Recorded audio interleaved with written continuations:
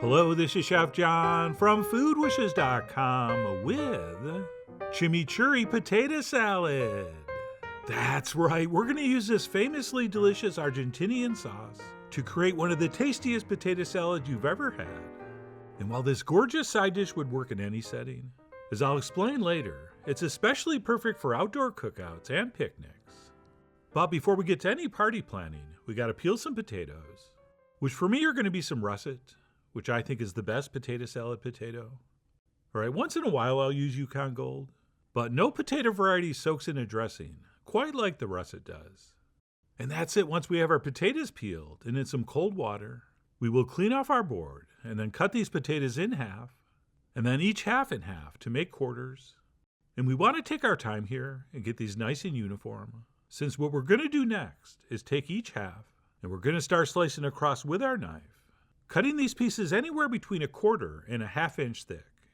All right, for me personally, 3/8 of an inch is perfect. And for a lot of the potato salads we've posted, we've simply quartered the potatoes and then cooked them and then cut them up into bite-sized pieces. But for this style of potato salad, we're going to cut the potatoes first and then cook them. And the advantage of that is that our potatoes are going to cook faster. Plus, once cooked, they'll be ready to mix into our dressing without any further prep.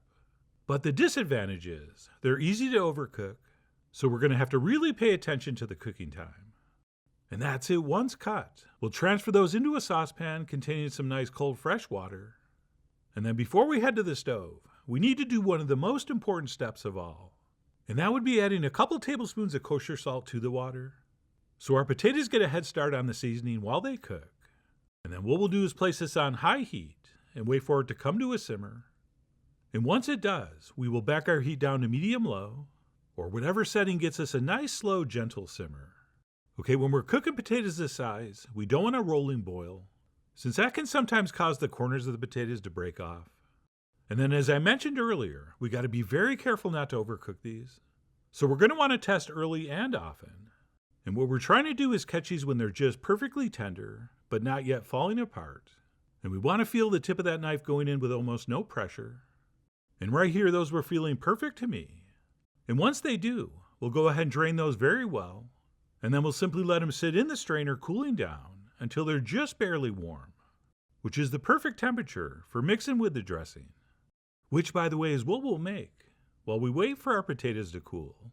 And for that, we will add 3 or 4 peeled garlic cloves to a blender cup or a regular blender, followed by some dried chili flakes, some cumin, some freshly ground black pepper, some kosher salt, as well as some dried oregano. And then besides that, we're going to need a good amount of olive oil, as well as some kind of wine vinegar. And I'm going to use champagne vinegar, even though red wine vinegar is more traditional with chimichurri sauce. But I love that little bit of sweetness the champagne vinegar features, which is why I think it works so well in this. And that's it. We'll finish up with a few shakes of cayenne before we go ahead and blend this smooth. And then once that's set, we'll finish our dressing up with some nice fresh herbs, which for me will include some fresh oregano, followed by some nice fresh cilantro. And for this, we can use the leaves and the stems. And then the same thing goes for the Italian parsley. And we will be adding an entire bunch, which, as you're about to see, is just barely going to fit into this cup. But that's fine, because once we start blending this, it's going to break down, and we will eventually have plenty of room.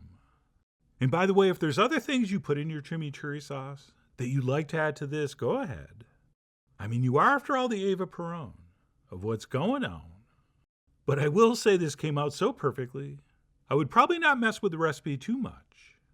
And that's it. Once we have our fresh herbs mixed in, and everything's been fairly finely pureed, we will take that and pour it over our now just barely warm potatoes. And then we'll grab a spatula and give this a thorough mix. And you know how some recipes where you use a fresh herb sauce look super nice and super green and very vibrant when you start? But then by the time you serve, that nice bright green color has faded and things are looking kind of drab. Well, that is not going to happen with this. This salad's going to stay beautifully green for at least a day, and maybe even longer, which probably won't matter, since this is probably going to be gone in a day. But anyway, once that's mixed, we can give it a quick taste before we wrap it up, just to make sure we're kind of close with the salt content. But like pretty much all potato salads, we will do our final tasting and adjusting right before we're going to serve this, which could be immediately, but personally I do prefer to wrap this up and refrigerate it for a couple hours, just to give our ingredients a little bit of time to mingle and develop their flavors. So that's what I did, at which point I pulled it out and unwrapped it, and we'll give it a taste. And while it was very, very close, I did think it needed another pinch of salt, so I tossed that in, along with the last ingredient, which is a couple tablespoons of freshly sliced chives, and we'll go ahead and mix that in. And by the way, pro tip, this is not a salad I would serve ice cold, so I'm going to suggest we do this at least an hour before we serve, so our dressing has a little bit of time to warm up slightly, which I think improves the texture and flavor. But anyway, once that's been mixed up, we'll give it a final taste, or two to double check. And once we do determine it's perfect, and this was, we can transfer that onto our serving dish and garnish with some flowering herbs and maybe scatter a few more freshly sliced chives over the top. And that's it, our chimichurri potato salad is ready to enjoy.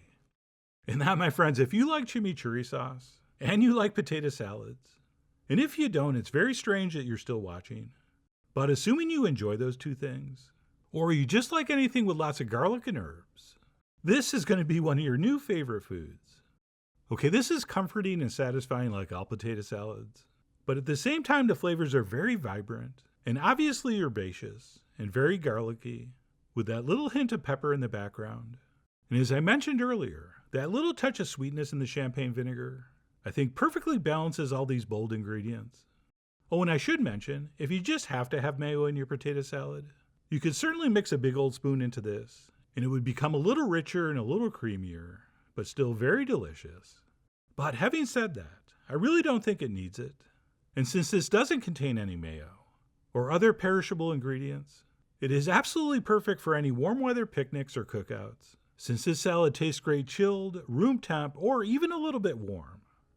And above and beyond that, this would be perfect paired with anything you'd serve at a cookout or a barbecue or picnic, like a grilled chicken churrasco, which I really should show you how to make in an upcoming video. But no matter what you serve this with, it is beautiful, delicious, and easy to make. And I really do hope you give it a try soon. So please follow the links below for the ingredient amounts, a printable written recipe, and much more info as usual. And as always, enjoy.